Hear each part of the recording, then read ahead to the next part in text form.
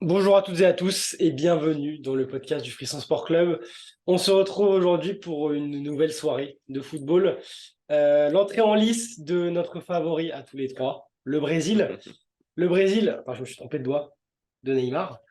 Neymar qui est sorti sur blessure, alors on va en parler longuement. Ça fait peur, ça fait peur évidemment.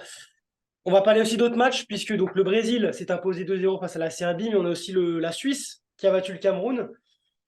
L'Uruguay, on va en parler un petit peu, qui a posé un match assez compliqué contre la Corée du Sud, 0-0. Et le Portugal qui s'en sort au bout du bout face au Ghana. On parlera aussi de ce match et notamment de l'action de la fin qui a failli causer du tort aux Portugais. Messieurs, Axel, j'ai envie de commencer par toi. On commence par le Brésil, évidemment. Le Évidemment. Brésil qui assure le nécessaire sans forcément, j'ai trouvé, être non plus très flamboyant. C'est ça, il y a un Brésil un peu poussif, bien cadenassé en première mi-temps par la défense serbe, que j'ai trouvé, ma foi, hyper intéressante. Ils ont tous des physiques de videurs de boîte slash mafioso dans les séries américaines.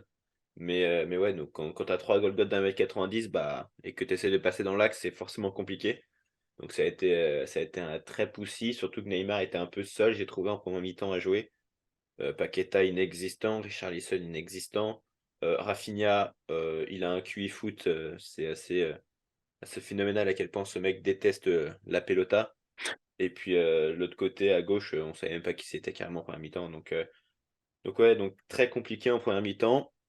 Retour des vestiaires, un peu plus de possession pour le Brésil.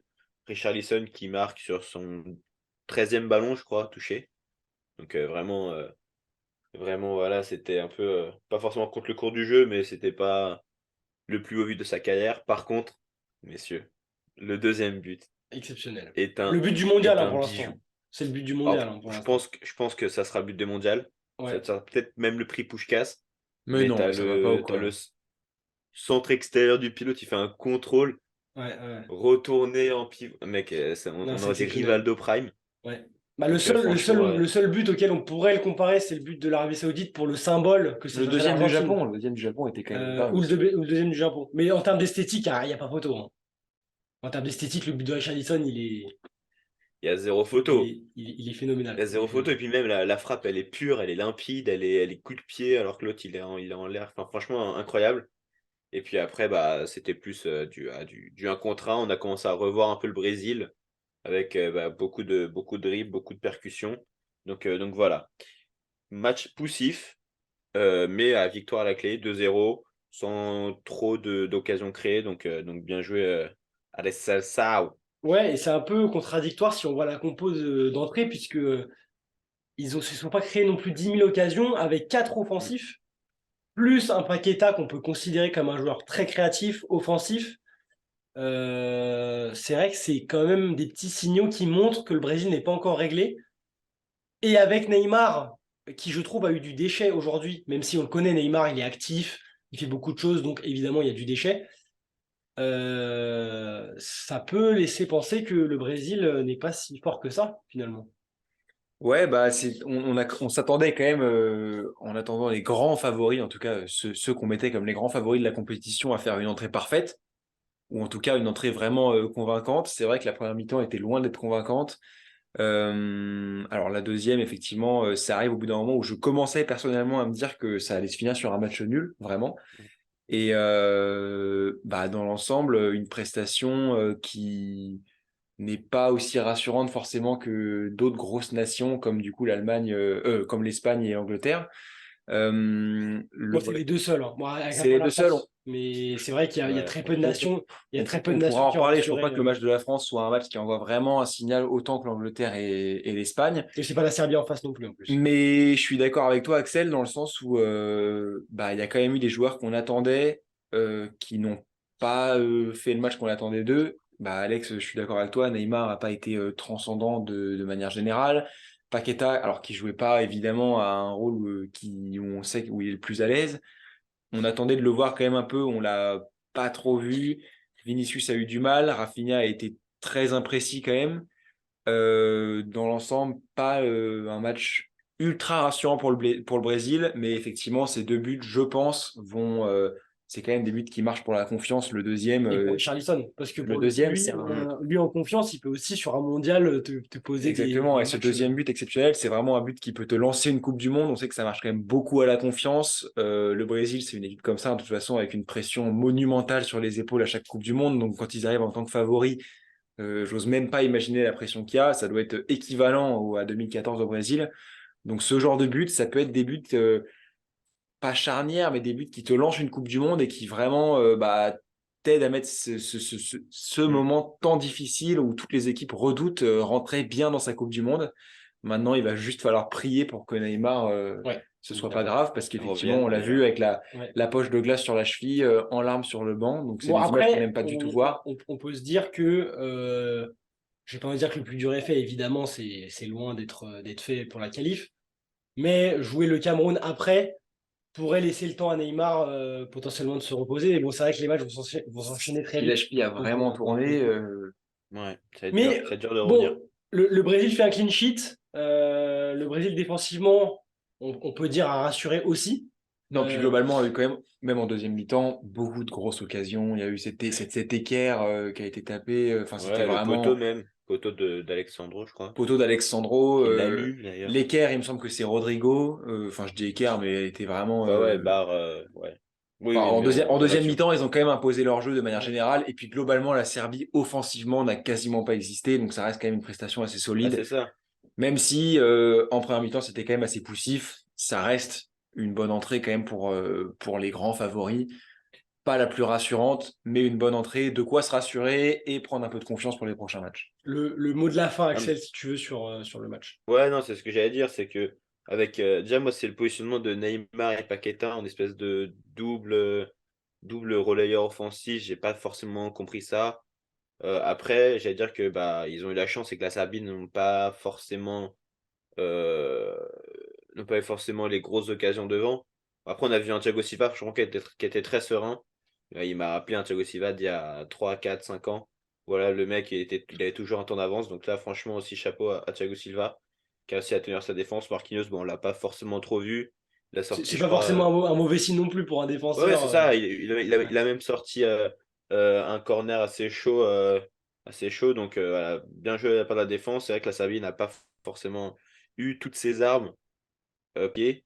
Et ouais, donc à voir si j'espère vraiment que Neymar revienne assez vite. Et ouais, je vois quand même le Brésil aller assez loin dans la compétition. L'autre match de ce groupe, alors un match un peu moins sexy sur le papier, Suisse-Cameroun, la Suisse qui vient au bout du Cameroun assez laborieusement. Alors je vais pas vous mentir, moi j'ai pas vraiment vu le match. Je sais que Romain l'a un petit peu plus vu que moi. Ouais. En un mot, on va pas faire non plus 10 ans là-dessus, mais la Suisse gagne, mais on retient que ça en fait. Alors moi j'étais, comme je l'ai dit hier, de toute façon c'était, enfin, plus que de la confiance pour la Suisse, c'était plutôt de la méfiance envers le Cameroun, parce que j'étais pas vraiment confiant sur cette équipe, qui m'a quand même globalement agréablement surpris, surtout en première période, parce qu'ils se sont créés vraiment de belles occasions. Choupeau qui a failli mettre un but exceptionnel avec un grand pont, et ensuite une finition malheureusement bien arrêtée par Yann Sommer qui a fait un très gros match. Le Cameroun qui a vraiment existé, hein, et surtout en première mi-temps, même si la Suisse était un peu poussive. En deuxième, c'est globalement le but, hein, le déclic pour la Suisse, parce qu'après, le Cameroun a eu une réaction, j'ai trouvé un peu bizarre après l'ouverture du score de la Suisse. On n'aurait pas dit vraiment qu'ils se sentaient menés, et surtout dans les 15-20 dernières minutes, où au lieu d'aller vraiment pousser et essayer d'aller imposer, essayer d'aller mettre son but, tenter le tout pour le tout, il y a eu des phases où vraiment la Suisse faisait tourner la balle en défense sans que les attaquants aillent presser, etc. Et donc ça, c'était un peu étonnant. La Suisse qui entame son mondial pas de façon ultra rassurante, on va dire. Un peu à la manière d'une Belgique où en fait, comme hier, ils s'axent quand même globalement sur des joueurs un peu vieillissants, surtout Shaqiri. Chaka a pas fait un gros match, il a quand même été globalement contrôlé par Zambo Anguissa. Et c'est pas un match ultra rassurant pour les Suisses. Quand on sait les adversaires qu'il leur reste, certes, ils commencent de manière comptable, de la manière des manières, mais c'est pas un match qui, pour moi, les rassure. Et donc, comme on l'avait annoncé, la Serbie qui peut être potentiellement dans une bonne posture pour aller chercher ses huitièmes de finale. Axel, j'ai envie de te lancer sur un autre match. Je sais que tu l'as vu. Le match de l'Uruguay. Alors moi, je l'ai vu en cours. Je pouvais évidemment pas m'en empêcher. L'Uruguay qui pond un match collectivement assez faible. Une composition d'équipe que je trouvais plutôt intéressante sur le papier. Alors il y a toujours des petits trucs à redire.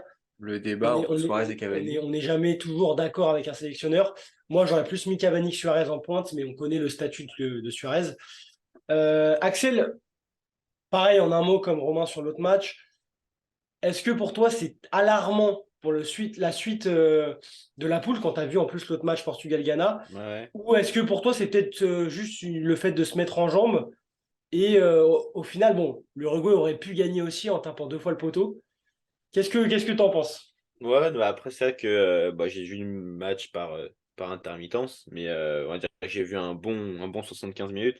Et c'est vrai que moi, déjà, j'aurais mis plutôt Cavani à place de Pellistri, même s'il fait un beau match. Ah, mais Voilà, moi, carrément, il est gauche. tu mets pas les Droit, trois, pardon. tu mets pas Ouais, c'est compliqué. Cavani a été lié pendant très longtemps, que ce soit à l'Uruguay ou au PSG. Ouais, mais Et aujourd'hui, je trouve que tu peux pas te passer d'un Cavani. Enfin, ouais, mais t'as sur une un attaque, trio c'est comme très bien que tu vas ça, avoir la balle. et un Suarez et un Cavani, ils doivent quand même être alimentés en ballon. Et c'est vrai que c'est quand même compliqué si tu mets Cavani sur un côté d'alimenter Suarez en ballon. Et même Mm. Darwin, qui est pas forcément le joueur le plus à l'aise avec ça pour Suarez. On peut en parler en plus du Non, match mais de Suarez c'est qui vrai n'a pas été. que. Non, mais en soi, c'est un parti pris, je pense. Mais quand derrière, tu as Bentancur, Valverde, tu peux potentiellement avoir quelques ballons devant. Donc, voilà. Donc, à voir si jamais tu gardes le 4-3-3 à venir. Même si PSG a pas fait un mauvais match en soi. Euh, mais voilà, tu te priver de Cavani, c'est quand même dur. Surtout que quand Cavani est rentré, on a vraiment vu une Ouais, grosse il y différence. a une vraie différence. Ouais. Mais peut-être qu'il sera titulaire à la Donc, place de Suarez au prochain match. Hein, mais... ça m'étonnerait qu'il sorte Suarez en soi. C'est Bon, on indéboulonnable. C'est verra. comme. On verra, à Enfin, voir. bref. On verra. Et ouais, du coup, ouais, match collectivement assez faible.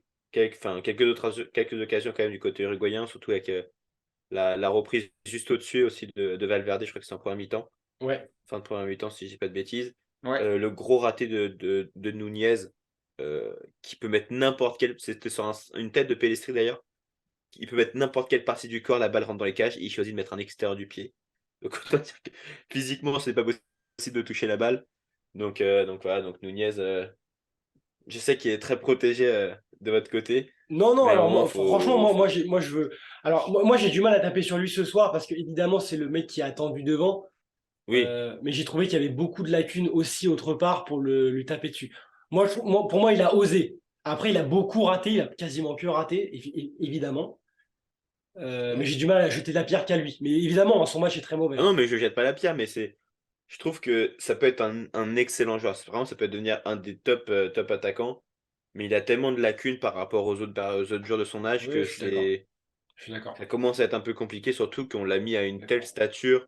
Il Bah, le arrive problème pour avec faire. l'Uruguay, c'est qu'il faut vite enfin, faut vite faire le jeu Ouais, c'est ça. de Mais Oui, mais soi-même. que ce ça soit avec fait l'Uruguay ou avec Liverpool, c'est qu'il a Oui, oui, non, tellement mais été mis sur un piédestal en 3 mois bien sûr. Après, qu'il c'est pas lui qui l'a choisi non plus, et ça fait partie de ces joueurs qui ont tellement d'explosivité et tellement de.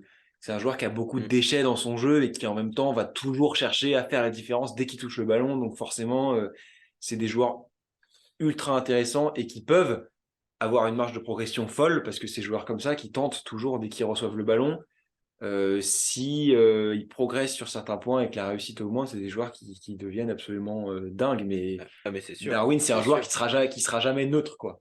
C'est Mm. vraiment un joueur qui essaiera, dans tous les cas, il sera sur un terrain, tu vas savoir, tu te diras pas que tu l'as pas vu, et c'est un joueur qui soit fait la différence, soit fait un mauvais match. Aujourd'hui, malheureusement, c'était plutôt un mauvais match. Ah, mais gars, bah, justement, pour le comparer à un autre Uruguayen, Cavani était exactement la même chose. Mm. Cavani, c'est un joueur qui va avoir énormément de déchets, mais qui va te faire 600 appels par match, ouais. et tu peux être sûr qu'au bout d'un moment, ça va réussir. Donc il y a des périodes où bah, tu plantes beaucoup, d'autres périodes où bah, tu es un peu moins dedans. Donc non, il faut qu'il s'accroche. Je sais très bien que ça peut être un excellent joueur, mais c'est vrai que là, Ouais, il loupe là, quand même une balle d'un zéro assez ouais. évidente. Bon, messieurs, bon, en tout cas, on retiendra quand même que Valverde est largement au-dessus du lot, hein. Et qu'il a Valverde, failli offrir la victoire. Valverde est monstrueux, et puis ouais, la frappe à la fin. Alors, je t'avoue, on était en cours, j'étais à 2 doigts de beugler comme un malade. Bref. Dernier match, du coup, alors c'est ça qui a du mal à me rassurer, c'est que le Portugal a gagné, bon, ça c'est une chose, mais que le Ghana n'a pas fait un mauvais match. Loin de là, le Ghana a égalisé après un penalty, bon, il y en a qui disent qu'il y a penalty, d'autres qui disent qu'il n'y en a pas. Bon, pour moi, il n'y avait pas penalty, mais bon, voilà.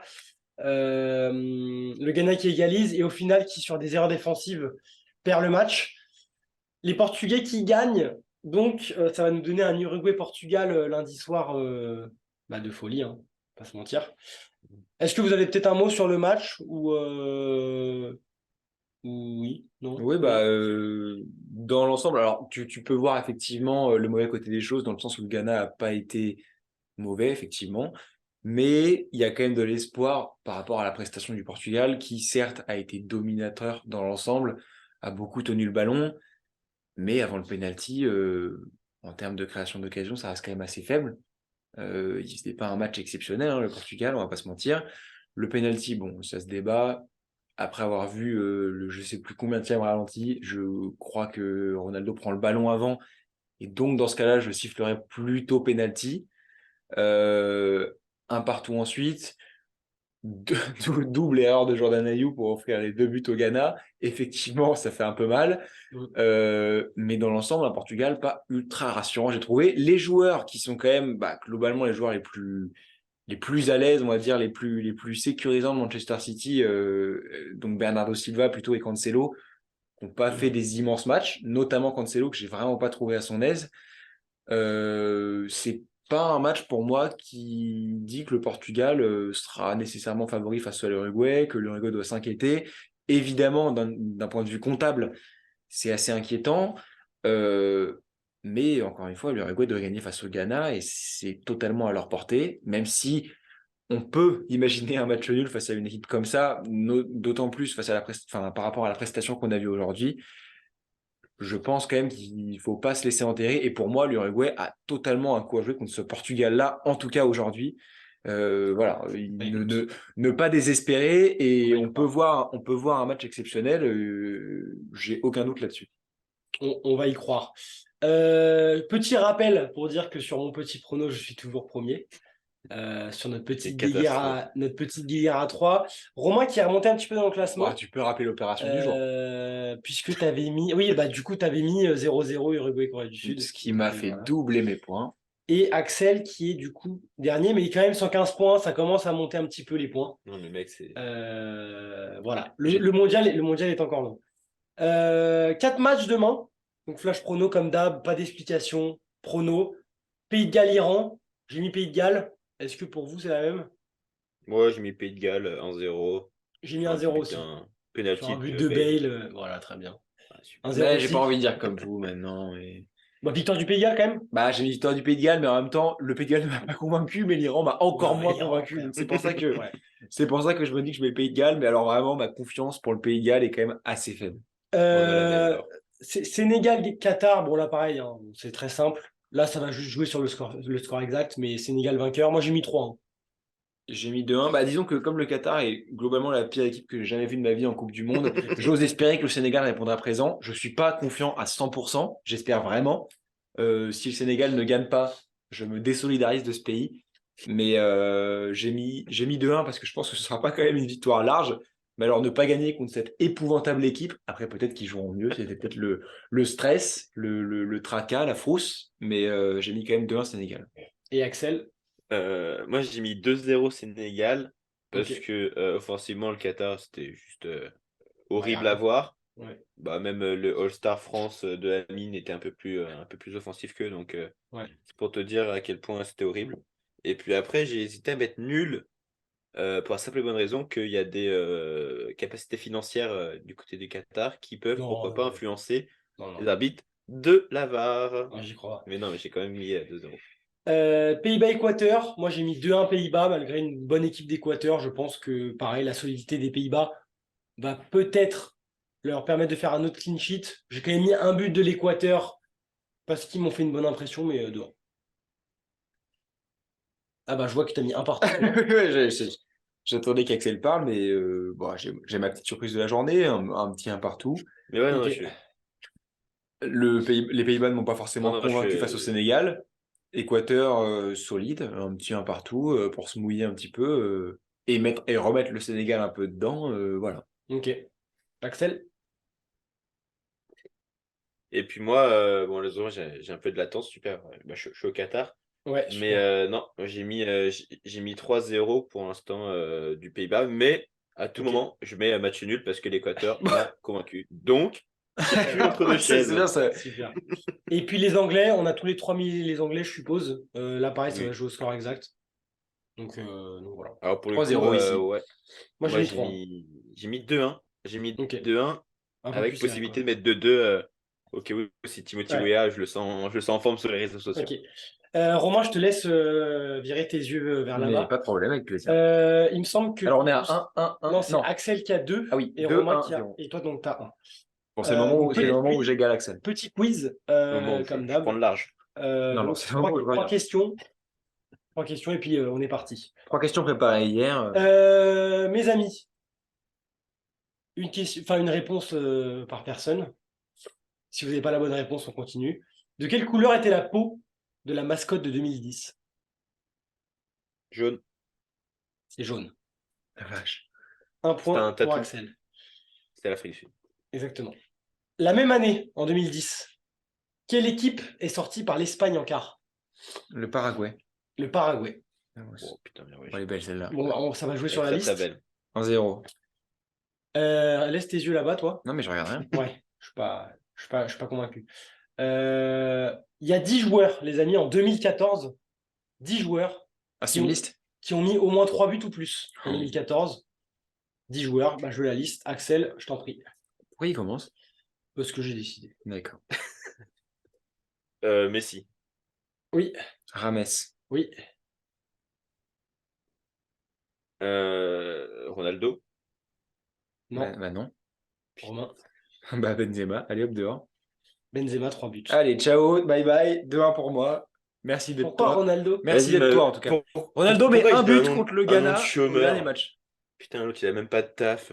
Bon, juste pour votre information, donc il y avait aussi Müller, Neymar, Van Persie, Chourle, Ener Valencia qui était déjà là, Oh, le soldat. Robben et Shaqiri. Putain, mais pourquoi je dis Ronaldo? Bon, messieurs, Il y a tellement le euh, soda SS de putain de Thomas Müller qui met 106 buts par compétition. et Ces oui, et propos ne oui. sont pas tolérés sur la plateforme. Merci beaucoup. Le Brésil a fait le taf ce soir. L'Uruguay non, malheureusement. Super Naka. Vous avez 2 points chacun sur le quiz. On se retrouve tous les jours, comme d'habitude, pour débriefer tous les matchs. Demain, début des deuxièmes journées Et oui. de cette Coupe du Monde. Et ce week-end, de grands matchs Et qui ce week-end arrivent. de grands matchs, évidemment, on aura le temps d'en reparler, Un très gros d'ici samedi. là. Merci beaucoup, messieurs. Merci. Passez une excellente soirée et puis à demain. À demain.